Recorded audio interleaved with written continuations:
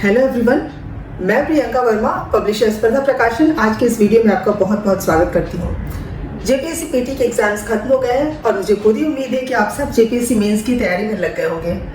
जैसा कि आपको पता है, स्पर्धा प्रकाशन जेपीएससी पीटी के पेपर 2 के लिए वीडियो की सीरीज ला रहा था, जो आपके कमेंट से मुझे पता चला कि काफ़ी बेनिफिशियल रहा। स्पर्धा प्रकाशन की टीम की तरफ से मैं विश करती हूँ कि आप सब पीटी क्वालिफाई करें एंड आई सजेस्ट कि आप सब जेपीएससी मेंस की तैयारी में लग जाए without waiting for result, because time flies. समय धीरे धीरे हाथ से निकल जाएगा, इसलिए आप विदाउट डिले अपना प्रिपरेशन स्टार्ट कर दें। जैसा कि आपको पता है, जेपीएससी मेंस में कुल 6 पेपर्स हैं, जिसमें पेपर 3 टू पेपर 6, इसमें जो फर्स्ट क्वेश्चन जो आते हैं वो वस्तुनिष्ठ टाइप के होते हैं और ये 20 क्वेश्चंस होते हैं जो कि 40 मार्क्स कैरी करते हैं। इस लिहाज से ये सेक्शन काफ़ी इंपॉर्टेंट हो जाता है।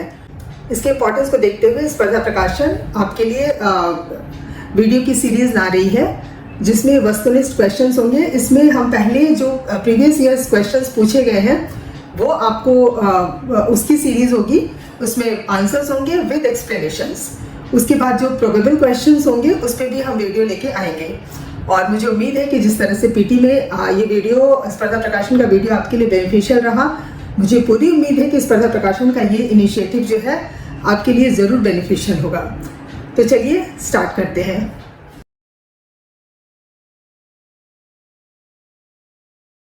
मोहनजोदड़ो में पाई गई नृत्य करती हुई लड़की की सुंदर मूर्ति किस धातु की बनी है? ए. चांदी, बी. कांसा, सी. सोना, डी. उपर्युक्त में से कोई नहीं। सही जवाब है बी. कांसा। स्पष्टीकरण: मोहनजोदड़ो में पाई गई नृत्य करती हुई लड़की की सुंदर मूर्ति कांस्य धातु की बनी है। कांस्य की नर्तकी सबसे प्रसिद्ध मूर्तियों में से एक है जो सुंदरता की प्रतीक है। मोहनजोदड़ो खुदाई के वक्त 2 मूर्तियां मिली थीं।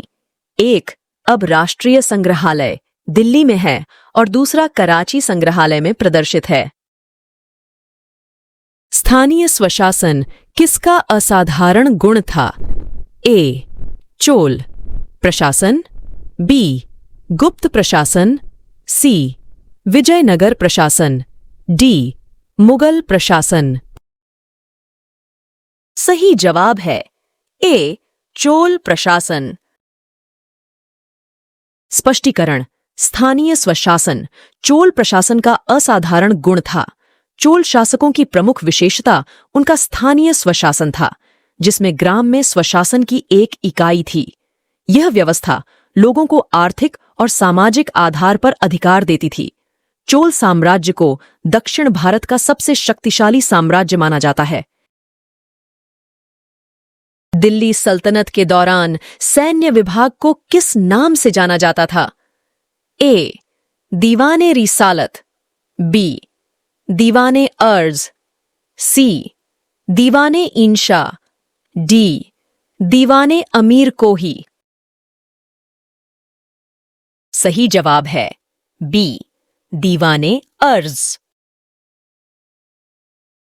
स्पष्टीकरण: दिल्ली सल्तनत के दौरान सैन्य विभाग को दीवाने अर्ज के नाम से जाना जाता था। दीवाने अर्ज अथवा आरिज-ए-मुमालिक भारत के इतिहास में सल्तनत काल में यह सैन्य विभाग का प्रमुख अधिकारी होता था। इसका महत्वपूर्ण कार्य सैनिकों की भर्ती करना, सैनिकों एवं घोड़ों का हुलिया रखना, रसद की व्यवस्था करना, सेना का निरीक्षण करना एवं सेना की साज सज्जा की व्यवस्था करना होता था। शेरशाह सूरी का वास्तविक नाम क्या था? ए. फरीद, बी. अकबर, सी. जहीर, डी. शहाब। सही जवाब है ए. फरीद। स्पष्टीकरण: शेर शाह सूरी का असली नाम फरीद खान था। उसे शेर खान की उपाधि बहार खान लोहानी ने दी थी। शेर शाह सूरी ने सिंधु नदी से बंगाल तक शेर शाह सूरी भार्ग का निर्माण करवाया था। इसका मकबरा बिहार के सासाराम में स्थित है। दारा शिकोह निम्नलिखित में से किस पुस्तक का लेखक था? ए. सफीनत उल औलिया, बी. सकीनत उल औलिया, सी. मजमा उल बहरैन, डी. उपर्युक्त सभी। सही जवाब है डी. उपर्युक्त सभी।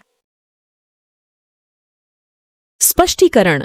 दारा शिकोह ने कई किताबें लिखी हैं और उनकी सबसे प्रसिद्ध किताब मजमा उल बहरीन, अर्थ दो समुद्रों का संगम है। इसके अलावा सफीनत उल औलिया, सकीनत उल औलिया जैसे किताबें भी लिखीं। उन्होंने एक पुस्तकालय की स्थापना की जो आज भी दिल्ली में है। भारत में नशीली दवाओं की तस्करी की जांच करने हेतु राजकीय आयोग किस वर्ष गठित किया गया था? ए. 1858, बी. 1875, सी. 1893, डी. उपर्युक्त में से कोई नहीं। सही जवाब है सी. 1893। स्पष्टीकरण। भारत में नशीली दवाओं की तस्करी की जांच करने हेतु राजकीय आयोग का गठन 1893 में किया गया था। नशीली दवाओं के दुरुपयोग और अवैध तस्करी के खिलाफ पहला अंतर्राष्ट्रीय दिवस 26 जून 1987 को संयुक्त राष्ट्र महासभा द्वारा मनाया गया था। गांधी को उनके प्रथम श्रेणी के डब्बे से बाहर फेंक दिया गया जब वह अपनी प्रथम यात्रा में डरबन से किस स्थान जा रहे थे? A. Cape Town, B. Transvaal, C. Natal, D. Pretoria. सही जवाब है डी. प्रिटोरिया। स्पष्टीकरण। 7 जून 1893 को ट्रांसवाल में प्रिटोरिया की यात्रा के दौरान महात्मा गांधी पहली बार पीटर मैरिट्सबर्ग स्टेशन पहुंचे।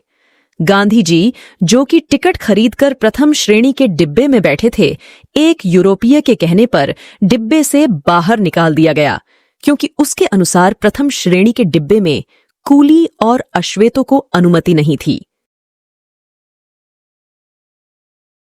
चलो, दिल्ली का प्रसिद्ध नारा किसने दिया था? ए. जवाहरलाल नेहरू, बी.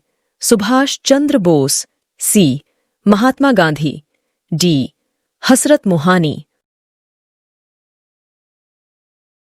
सही जवाब है बी. सुभाष चंद्र बोस। स्पष्टीकरण। नेताजी सुभाष चंद्र बोस ने 5 जुलाई 1943 को सिंगापुर के टाउन हॉल के सामने सुप्रीम कमांडर के रूप में सेना को संबोधित किया और दिल्ली चलो का नारा दिया। उन्होंने जय हिंद और तुम मुझे खून दो, मैं तुम्हें आजादी दूंगा का नारा भी दिया था। 30 नवंबर 1897 ईस्वी को सजा की अवधि की समाप्ति के पूर्व बिरसा मुंडा को जेल से क्यों रिहा किया गया था? ए. उनकी सेहत खराब थी, बी. सम्राज्ञी विक्टोरिया की हीरक जयंती थी, सी. सरकार पर लोगों का दबाव, डी. ईसाई मिशनरियों द्वारा उनकी तरफ से दया याचिका दाखिल किया जाना। सही जवाब है बी. सम्राज्ञी विक्टोरिया की हीरक जयंती थी। स्पष्टीकरण। 1897 में झारखंड में भीषण अकाल पड़ा। उस वक्त चेचक की महामारी भी फैली। आदिवासी समाज बिरसा मुंडा के नेतृत्व के अभाव में हुकूमत के दमन, शोषण, अकाल और महामारी के खिलाफ एक साथ जूझता रहा। ठीक उसी वक्त सरकार ब्रिटेन की महारानी विक्टोरिया की हीरक जयंती मनाने के लिए देश में उत्सव एवं समारोहों का आयोजन कर रही थी। उस अवसर पर देश में कई आंदोलनकारियों को रिहा करने का फैसला किया गया। तब तक बिरसा की सजा की अवधि भी लगभग समाप्त हो गई थी।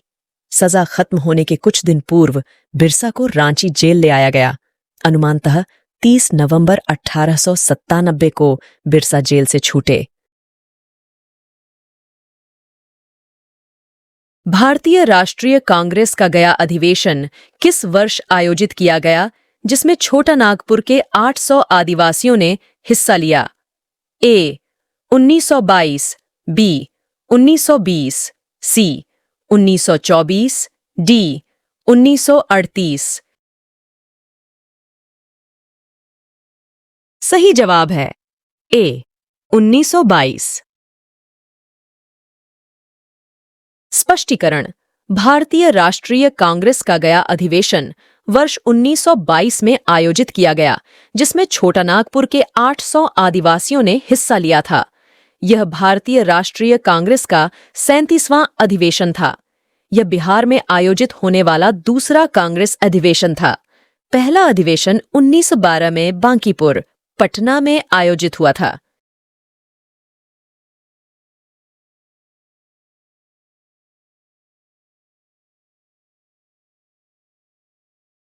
वेगनर के अनुसार महाद्वीप प्रवाहित हुए? ए भूमध्य रेखा एवं उत्तरी ध्रुव की ओर, बी भूमध्य रेखा एवं पश्चिम की ओर, सी भूमध्य रेखा एवं दक्षिण ध्रुव की ओर, डी भूमध्य रेखा एवं पूर्व की ओर। सही जवाब है बी भूमध्य रेखा एवं पश्चिम की ओर। स्पष्टीकरण। अल्फ्रेड वेगनर जर्मनी के एक प्रसिद्ध जलवायुवेत्ता तथा भूशास्त्रवेत्ता थे। वेगनर ने अपने सिद्धांत वेगनर का महाद्वीपीय प्रवाह सिद्धांत का प्रतिपादन 1912 में किया। महाद्वीपों का पश्चिम दिशीय प्रवाह सूर्य तथा चंद्रमा के ज्वारीय बल के कारण हुआ माना गया है। पृथ्वी पूर्व से पश्चिम दिशा की ओर घूमती है तथा ज्वारीय रगड़ पृथ्वी के भ्रमण को अवरुद्ध करने का काम करती है। शीतोष्ण चक्रवात किन अक्षांशों के मध्य उत्पन्न होते हैं? ए 35 डिग्री से 65 डिग्री उत्तर और दक्षिण, बी 40 डिग्री से 70 डिग्री उत्तर और दक्षिण, सी 30 डिग्री से 60 डिग्री उत्तर और दक्षिण, डी 50 डिग्री से 70 डिग्री उत्तर और दक्षिण। सही जवाब है ए 35 डिग्री से 65 डिग्री उत्तर और दक्षिण। स्पष्टीकरण। शीतोष्ण चक्रवात 35 डिग्री से 65 डिग्री उत्तर और दक्षिण अक्षांशों के मध्य उत्पन्न होते हैं। शीतोष्ण कटिबंधीय चक्रवातों की उत्पत्ति तथा प्रभाव क्षेत्र शीतोष्ण कटिबंध अर्थात मध्य अक्षांशों में होता है। ये चक्रवात उत्तरी गोलार्ध में केवल शीत ऋतु में उत्पन्न होते हैं, जबकि दक्षिणी गोलार्ध में जलीय भाग के अधिक होने के कारण ये वर्ष भर उत्पन्न होते रहते हैं। ये चक्रवात अंडाकार, गोलाकार, अर्धगोलाकार तथा वी आकार के होते हैं, जिस कारण इन्हें निम्नगर्त या टूफ कहते हैं। महासागरों का औसत वार्षिक तापमान कितना होता है? A 63 degree Fahrenheit, B 74 degree Fahrenheit, C 35 degree Fahrenheit, D 55 degree Fahrenheit. सही जवाब है ए 63 डिग्री फ़ारेनहाइट। स्पष्टीकरण। महासागरों का औसत वार्षिक तापमान 63 डिग्री फ़ारेनहाइट होता है। महासागरों में गहराई बढ़ने के साथ पानी ठंडा होता जाता है। 2000 मीटर 6560 फीट पर वैश्विक औसत तापमान लगभग 2.5 डिग्री सेल्सियस 36.5 डिग्री फ़ारेनहाइट है और कुछ स्थानों पर समुद्र तल का तापमान 1 डिग्री सेल्सियस 33.8 डिग्री फ़ारेनहाइट से कम है। कारगिल जिस नदी के किनारे स्थित है वह है?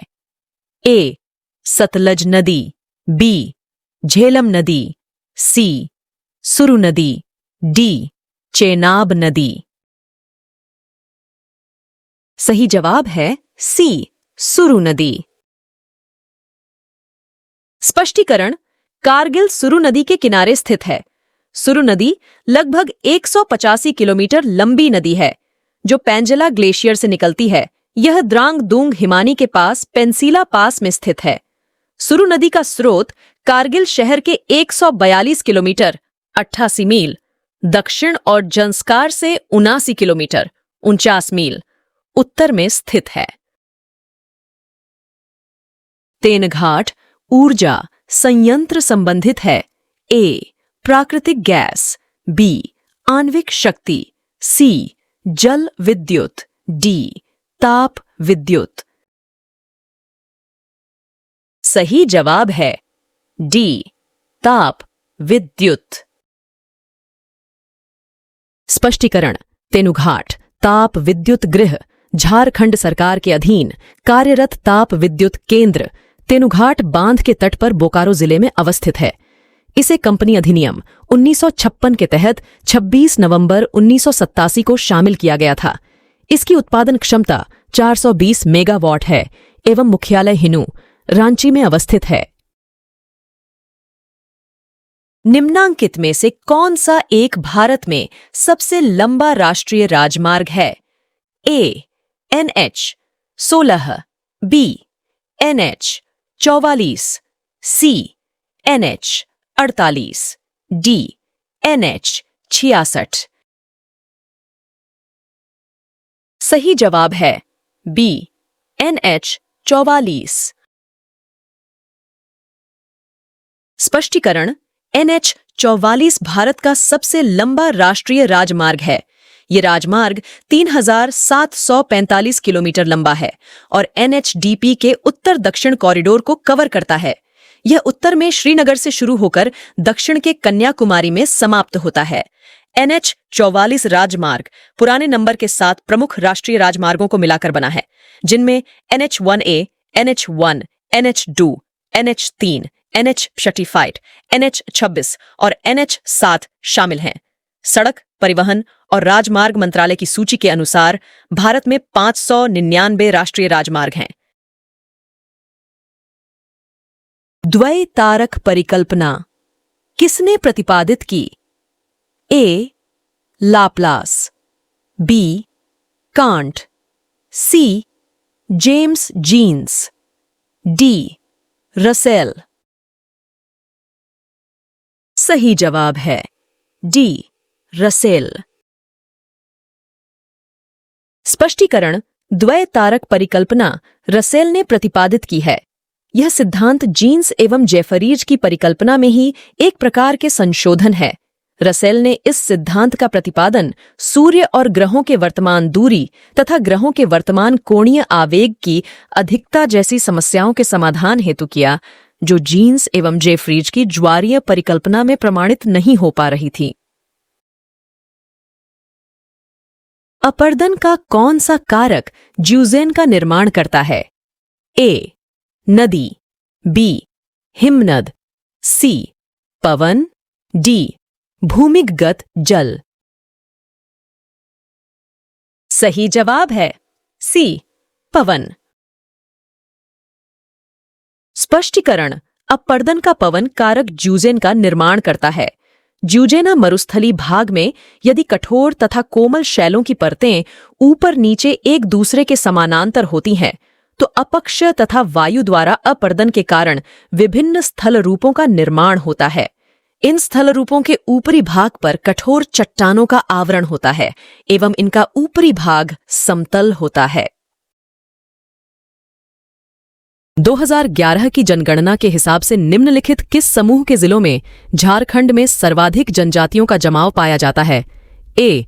गुमला, पश्चिमी सिंहभूम एवं जामताड़ा, बी. पाकुड़, दुमका एवं जामताड़ा, सी. खूंटी, सिमडेगा एवं गुमला, डी. खूंटी, सिमडेगा एवं पश्चिमी सिंहभूम। सही जवाब है सी. खूंटी, सिमडेगा एवं गुमला। स्पष्टीकरण। 2011 की जनगणना के अनुसार झारखंड में सर्वाधिक जनजातियों का जमाव खूंटी जिला 73.25%, सिमडेगा जिला 70.78% तथा गुमला जिला 68.93% में पाया जाता है। झारखंड के निम्नलिखित जिलों में से कहां सर्वाधिक सिंचित क्षेत्र है? ए रांची, बी पलामू, सी हजारीबाग, डी गढ़वा। सही जवाब है बी पलामू। स्पष्टीकरण, झारखंड में दिए गए जिलों में से पलामू में सर्वाधिक सिंचित क्षेत्र है। झारखंड आर्थिक सर्वेक्षण रिपोर्ट 2022 से 23 के अनुसार वर्ष 2020 से 21 में झारखंड में 37% कुआं, 30% तालाब, 2% नहर एवं 8% नलकूप से तथा 23% अन्य स्रोत से सिंचाई होती है।